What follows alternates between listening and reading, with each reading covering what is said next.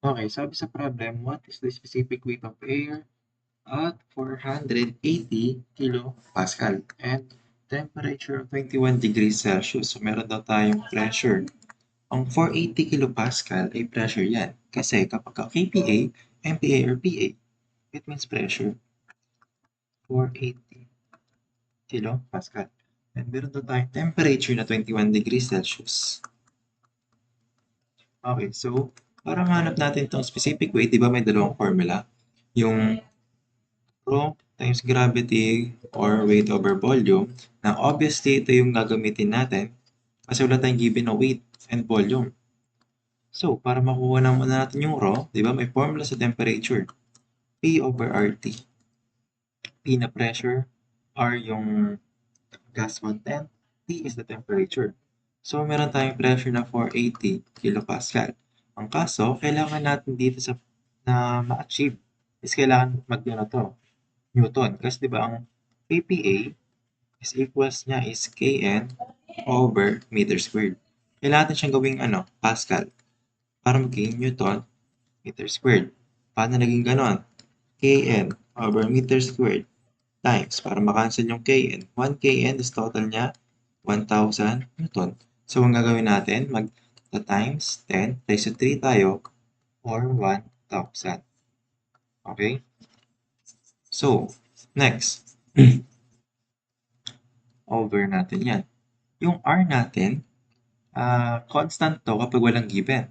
Meron tayong 287 joules kilogram per K or Kelvin. No? So, multiply natin siya sa temperature. Ang kaso, ang temperature natin dito ay kailangan in Kelvin siya.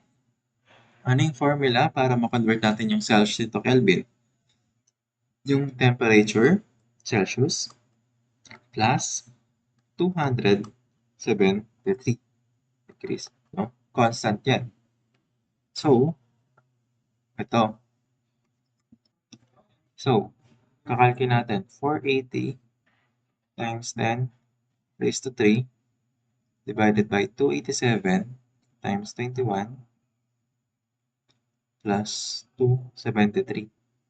So, makuha natin dito ay 5.689.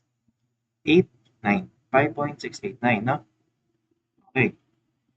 5.689 in kilogram per cubic meter. So, paano naging kilogram per cubic meter yan? Diba meron tayong unit nitong pressure na Newton all over meter squared. Tapos dito naman, joules per kilogram, K. And dito naman, K, kasi Kelvin na yan, di ba? Okay, so, itong dalawang to, ay yung dalawang yan, meron silang equivalent unit.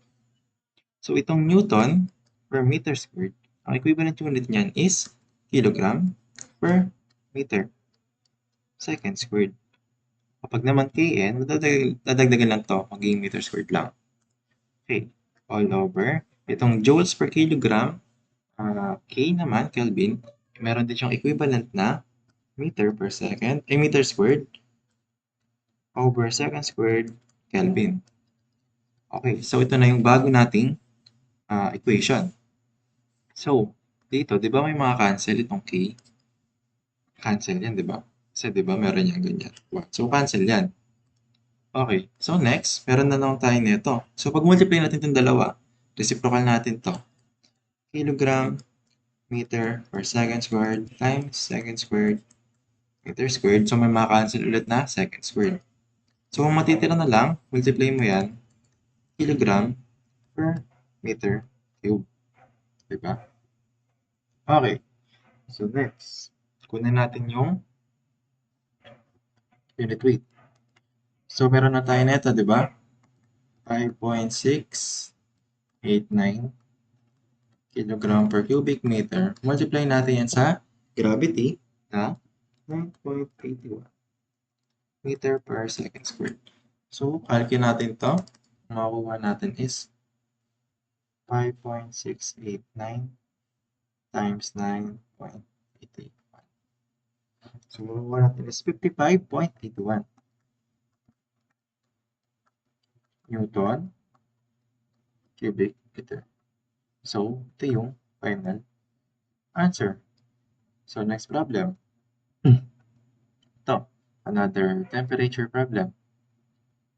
Ito naman, ang sabi is, find the mass density of helium. So, pinapahanap sa raw ng helium at a temperature daw na 4 degrees Celsius. And the pressure of 184 kPa. So, if atmospheric pressure is 101.92. So, dito pala, nakalimutan ko. pH. Ito naman, P, atmospheric. 101.92 kilopascal. Meron din tayong binigay na R. So, di natin gagamitin yung 287, no? Ito yung gagamitin natin, 2079 joules kilogram K. So, similarly lang kanina, ito, meron tayong given na pressure. So, yung given natin na pressure dito, hindi natin muna gagamitin. Bakit? Kasi, ang kailangan natin dito is yung absolute pressure na itong helium. So, paano makuha yun? Ano lang siya? Meron tayong formula na P absolute is equals to pH. Basta yun. Pressure at the moment. Atmospheric. Okay, equals siya sa, plus na natin itong dalawa. 184 plus 101.92. Equals natin yan sa, ano din pala, no? Tandaan nyo na yung atmospheric pressure kung hindi given, 101.92 yan.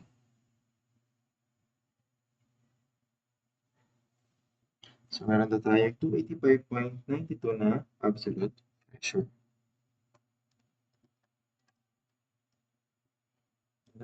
92. Okay, so meron na tayo yan. So, substitute na lang natin to para makuha natin yung density, no?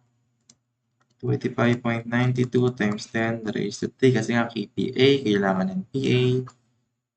2079 natin. Lagay nyo na lang yung kanina, no? So, plus, meron na tayong 4 plus 273. Makakuha natin ng density. Ang density natin ngayon, 285.92 times 10 raised to 3 is equal to 2079. 4 plus 273. Ayan. Okay, so meron daw tayong makuha na 0.4965. 0.4965 kilogram per cubic meter.